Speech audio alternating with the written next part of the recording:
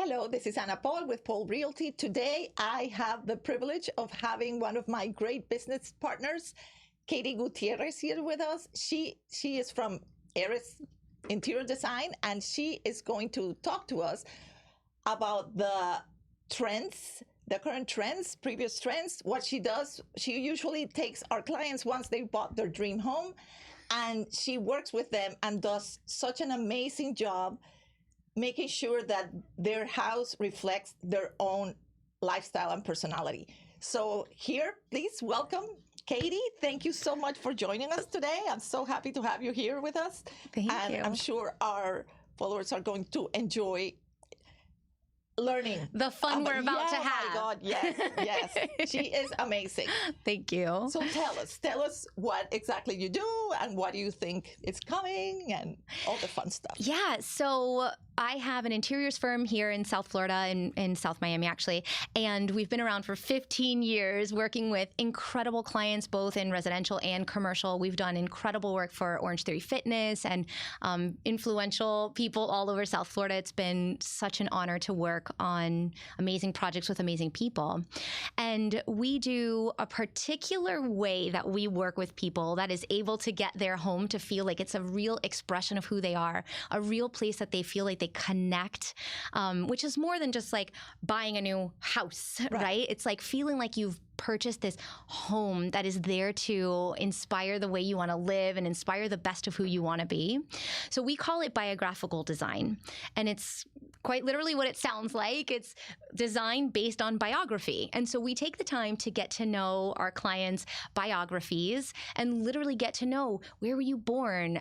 My favorite question to ask people is, tell me a story that if I know this one story about you, then I'll really know who you are. Oh my God. And the stories that we get to hear from incredible people, it's life-giving for me. I love it so much. You know, we work with a lot of entrepreneurs that have made it, big in this world, and to hear their stories of how they begun and how they created what they created is just really an honor to get to hear those stories.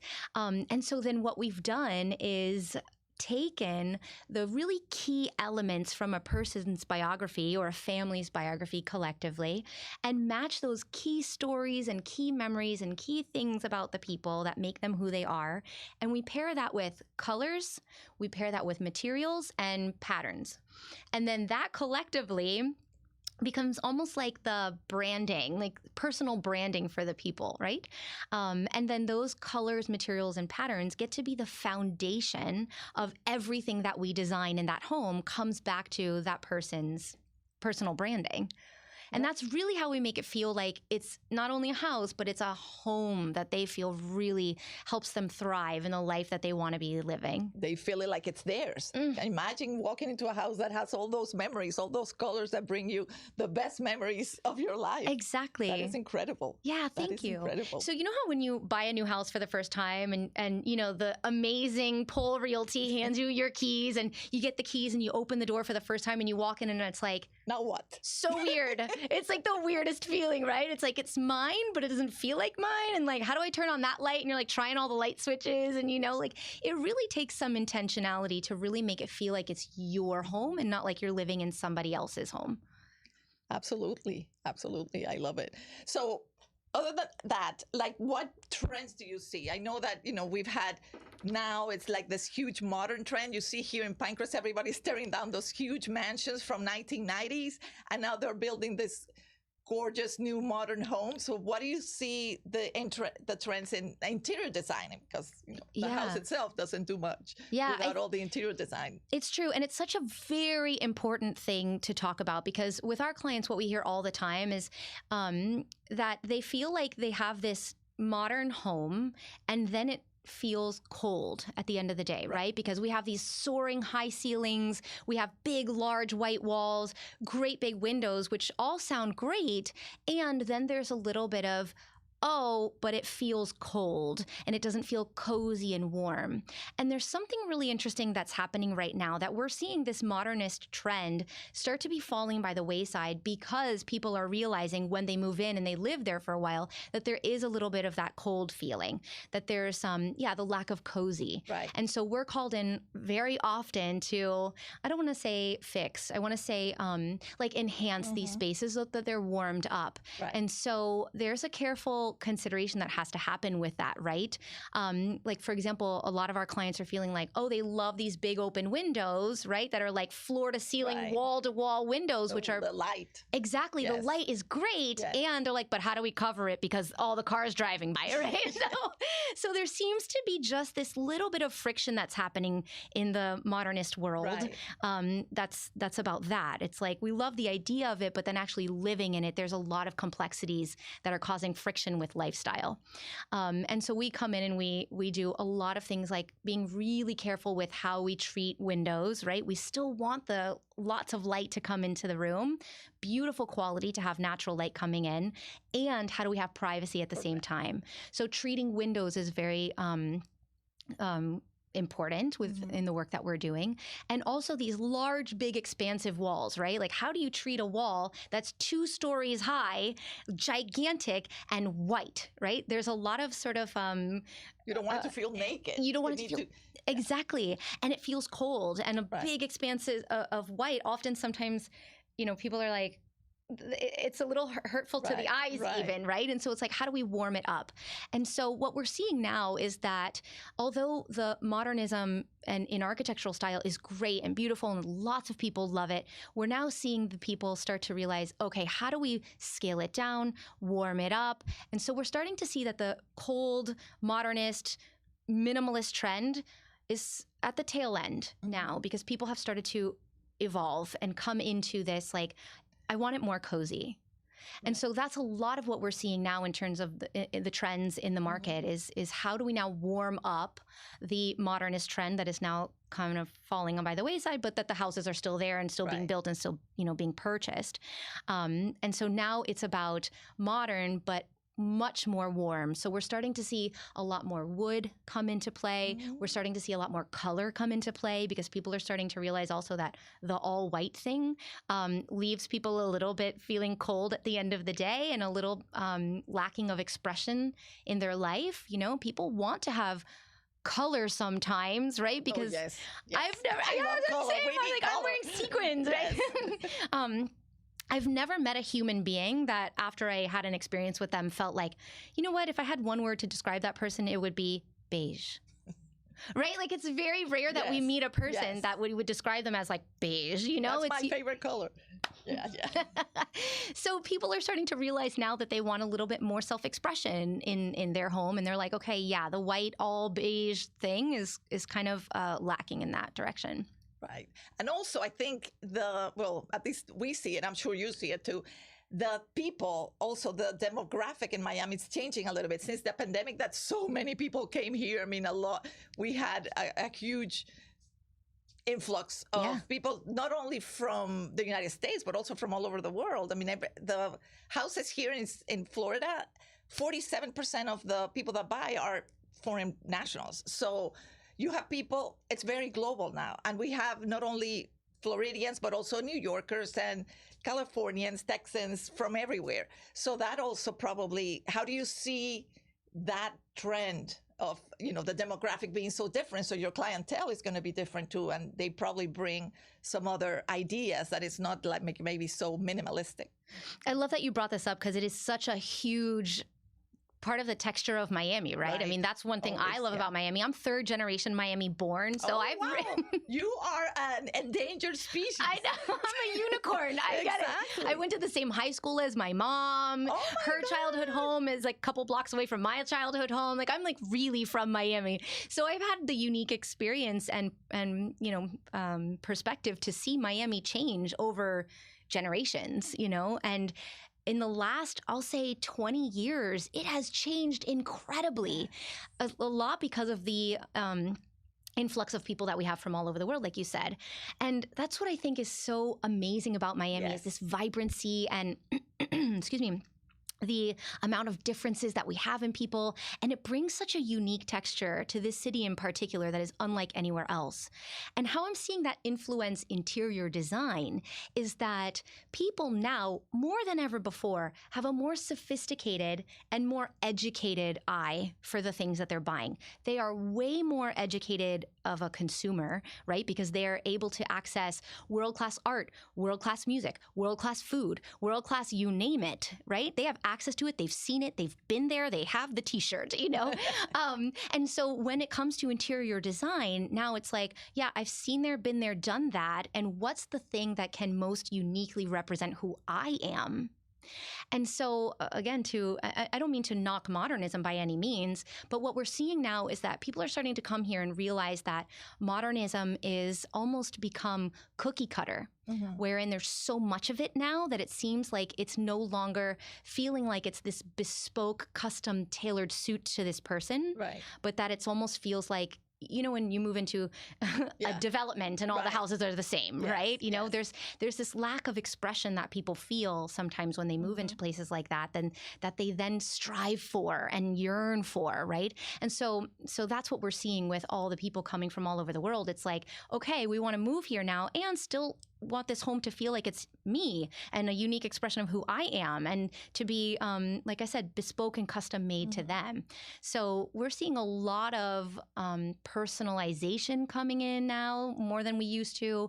We're seeing a lot of desire for unique things. You know, our clients are asking us like, I want things that nobody else has, you know? We custom made something for a client recently and they were like, you're not going to ever reproduce this, right? I'm like, no, promise. You know, trademarked, right? You break the mold once it's used. So yeah, because people want it to be unique to them. Yes, I have friends that have moved. I'm from Venezuela, you know, and, you know, a lot of people have fled. And they brought like some statue that meant so much to them at their home, or they brought this huge, a tray. So I guess, I'm sure you do that too. That might be like the focal point of a room, and then you like work around it with whatever personal item they cherish. That's exactly right. And I would almost call it like an essential mandated, you must have something in the room like that represents some part of your culture or something that unites you to the space. Because, you know, we've all been in a hotel room, and although I love being in a hotel, I love that it's somehow colder than my room is, and the sheets are somehow silkier than my sheets are, right? It's just so luxurious to be in a hotel room. You have the daily maid service, and you know, you have like all the luxuries of being in a hotel, and yet there's still this thing that's like, but I can't wait to go home. Always. Right? Doesn't matter if you're like in a 5-star resort. Yeah, you want to be home. That's totally true. After a few days. Yeah. You enjoy it for a few days. Don't get me wrong. Right? Yeah. I remember this came to my awareness once. I was staying at the Plaza Hotel in New York City, which is like, you know, the faucet's literally gold. You know, it's like just so luxurious. And I remember being like, I love it here. And like, I miss my own bed. I miss, you know. Right. And I think that connection that a human being has with their nest. You know, at the end of the day, we're animals, right? Like, and we have nests. And the way that we're able to find that connection to our nest is through the connectivity, through the memories that we have, or the connection that we have to the things. You know, things matter. Of all the animal species in the world, we're the only one that makes art. We're the only ones that have things, that collect things, like, and it's an important part of the psyche of the human being and who we are and what makes us us, right? And so I think that it's imperative almost that someone doesn't create this hotel room in their house that they don't feel connection to, because then they're left with that yearning of like, I want to go home, but I am home, right? And there's that disconnect. And when there's that disconnect, like the feeling that you have in a hotel room, like it's nice and it's luxurious, but there's not a settling feeling, a grounded feeling. And that grounded feeling really, I promise you, comes by way of feeling connected to the things and the colors and the materials and the patterns, like I was mentioning earlier. So I think it's imperative for a person's psychological well-being. I hope this doesn't sound too dramatic, but I really believe this. Like I've seen it to be true. I've like have 15 years of proven, you know, case studies about it, that you get to have something from your, you know, where you were born as the tray on your coffee table, because that's when you sit down and go, I'm home. I'm home. Feel a little warm inside. Yes, yes. And do you work, for example, if somebody wants to do a room, they want to do just the living room. Yeah. Would you do something like that too? Like if they only want to do a room, not the whole house? Yeah. So my background and my business partner, who's my husband, our background is in architecture. We actually met in architecture school, and we used to work for architecture firms before we went into interiors. So we have the wherewithal and the knowledge and the expertise to do anything from ground up construction to one living room and selecting the pillow, with the fringe color or whatever is the thing. So we can do it all in our office. It's our particular expertise is knowing how to do it from the gigantic scale to the smallest scale. Oh, that is so cool. Mm-hmm. That is so cool. Yeah, we have a lot of fun. Yes, yes. So, well, I don't know if you guys have any questions that you would like to leave here in the comments for Katie, and we will address them. Anything else that you would like to mention to us that about your business, about working with clients, or we know how you can reach her. That her Instagram is there, the company name. Yeah. And tell me anything else that you think you want to talk about. Yeah, I think that there's a lot of complexity that comes with interior design, right? And I know that a lot of people often are like, I just don't know how to do it. It feels like a puzzle, Yeah, you're like speaking for a friend. Yes, I know. yes, I know some questions, right? And I know that it can sometimes feel like a puzzle, and that it's confusing, and it's like, where do I buy things? How do I, how the colors go together? And so then I think people just say, well, paint it all white, and it's like, I'll just paint it all white and pick all beige furniture or gray. Gray is the other, beige or gray seems to be the common thing. That's it. Yeah. And I would love to, if I could have like one thing to leave the audience is this, I'll call it like inspiration moment here. That's like, take a chance, even if it's as simple as... Even if it's as simple as painting one wall in your house a color, notice how it makes you feel. Notice how you interact with the space differently. Notice how it changes your psyche.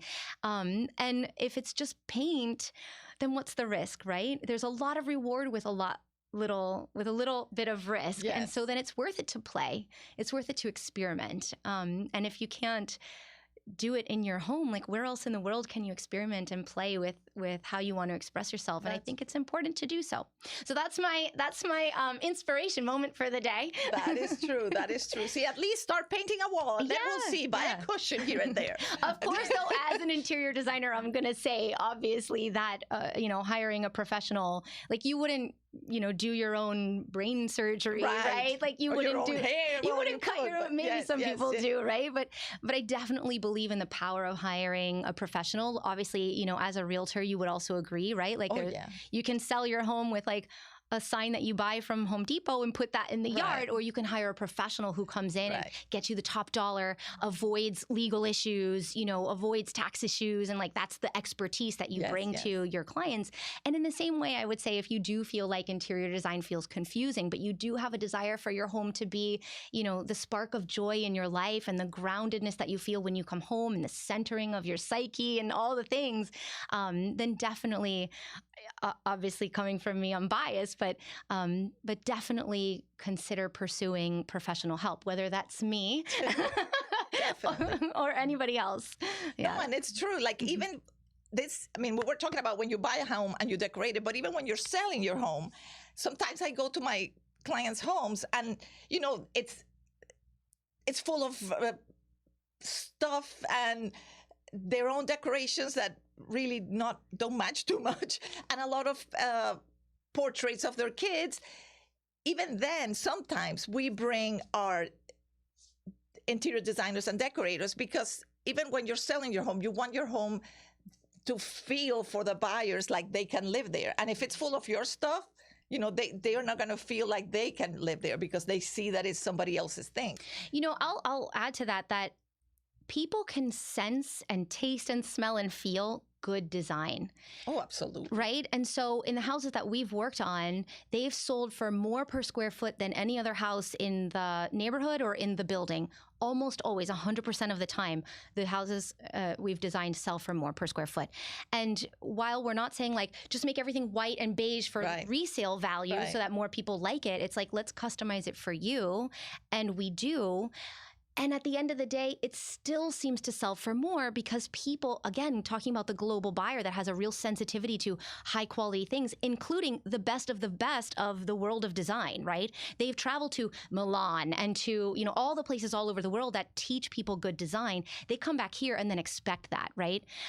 So I would say that even for resale value, having an interior designer and really being intentional with the good design of the home matters. And you get it back at the resale time, because people walk into, even these modern houses, they walk into this like all white box with no charm, no character, no design, and they recognize that it's lacking. And it's important to, protect your investment by really making it the best design it can be for the time you're living there and then for the time you go to sell it. Yes. Well, even the new developers, when they want to sell their development, which is brand new homes and they're all empty, they take one home and they bring an interior design and put it to the maximum. Actually, when a developer finishes a project, it's called decorator ready. They leave it with that white primer all over the walls, and people move in and sometimes just move in and start putting their things in place without realizing this is intended to be designed by an interior designer, right? It's called decorator ready. Even the paint color is like decorator ready white, and people tend to leave it. And I think it's because people don't know what to do, right? I have a master's degree in this, right? Like this is how I was educated formally on the subject, and so how could any homeowner who's an accountant or a dentist or anybody know how to come in and pick colors and patterns and things and materials? Because it's a science that this goes with this. It's not only, let me see if it looks good. No, it's a science. It is. You have to measure and exactly. And there's also experience that goes in with how to even put it together. Like, how do you attach it to the wall? Does the wall need any kind of backing to support the weight of the thing, right? And so it's also this kind of experience and expertise that is helpful, to say the least, when it comes to designing a home. And so I guess I'm repeating myself now, but that's why when people buy, especially these modernist houses, it's so imperative that you have a designer come in so that it doesn't feel decorator ready. Right. Because then you feel like you're living in a hotel and not like you're living, I'm home. Yes. Yes, absolutely. I hope we've been like inspirational to the people today. My God, like, you're always inspirational. I think everybody watching right now is like, I want good design. Yes. It does make a difference. I mean, it does. Like I said, you go to one house, maybe the exact same house, and one house it just has a couch and two tables, and that's it. And then you go to the other one, and you see all the care that they put into the little details that they have. Oh my God, it makes a difference. It makes a difference. It makes a difference. Yeah, it does. Like, imagine if you go to a party and there's a birthday party and there's like just a bowl of white rice on the table. Correct. What kind of you're gonna have a good time at that party?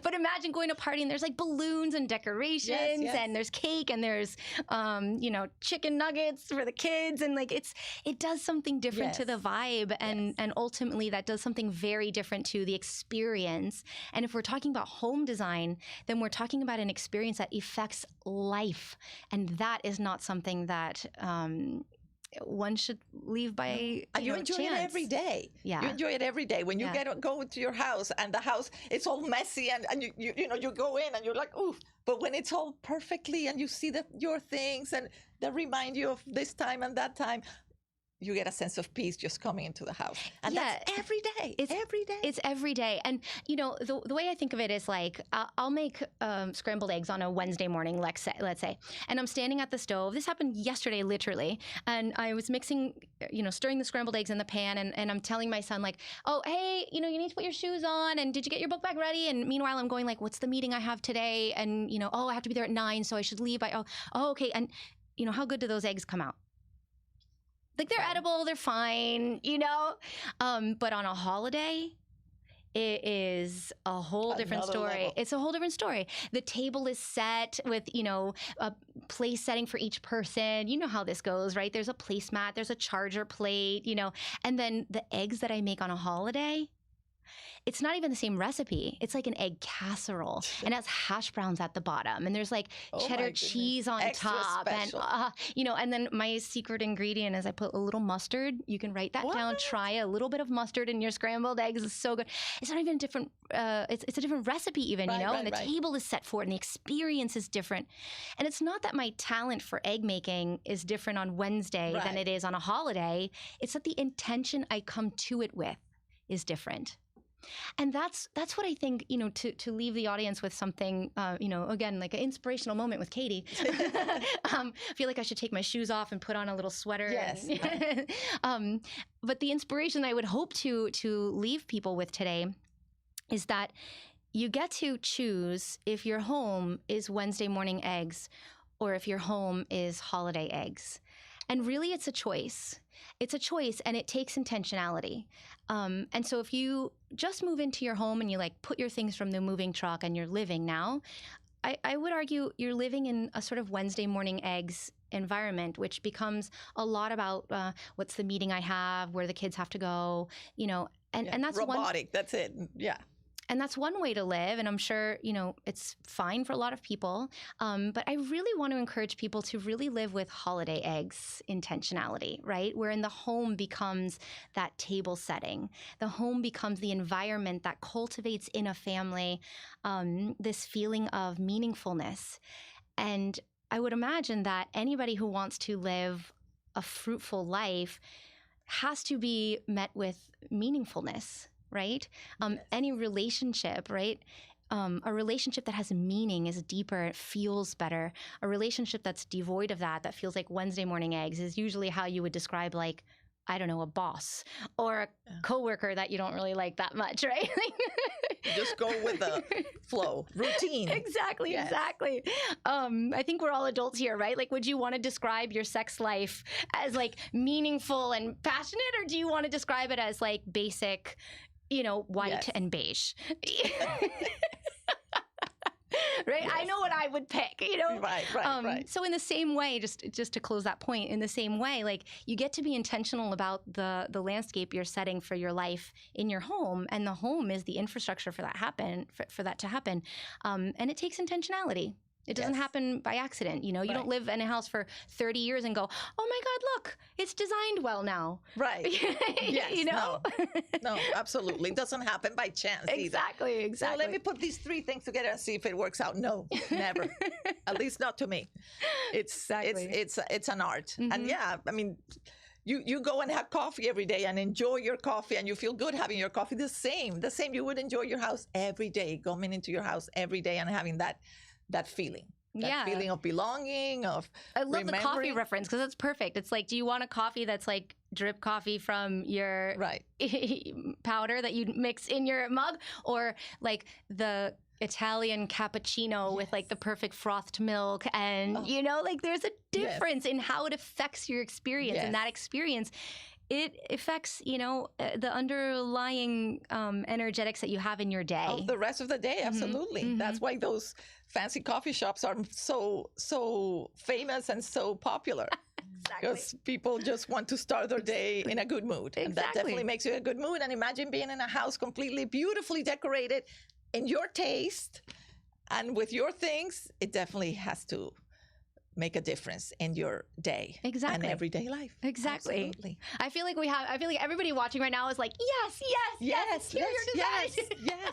Never thought about it that way, but it's true. It's a feeling. It's a feeling. It's not only having a house that you can show off your friends and not be ashamed of bringing your people over because it's such a disaster. So it is a feeling. It's a feeling. And that I hear a lot of times from some of the clients that we work with. It's when we first meet with people, tell me about, what's not working here, and they're I haven't had anybody over in so many years, I'm embarrassed to have people come to my house. And I feel my stomach just turns for these people because you're telling me that because of the design of your house, you're not having people over, you're not celebrating holidays with your loved ones, you're not that affects your life. Totally. That affects you're on your deathbed thinking through your life, and the design of your house is now influencing how you're experiencing your deathbed moments. Like, this is important stuff. It is important. This is important stuff. So I'm so glad that we had an opportunity to discuss and empower and inspire. Yes, of course. And again, any questions you have, please leave it in our comments. Katie's available for any consultation you need. And also, if you're thinking of buying or selling, of course, call us, and we always work together. And we can assure you that you're going to be happy in your current home, in your new home, anything you need. Thank you for joining us. Thank you, Katie, for coming. I had a great time, and I learned a lot, and I'm very hyped also to have you over and look at my house and see what we can do. I'll be over in 10 minutes. Let's go. Let's go. Thank you so much. Thank you. Thank you.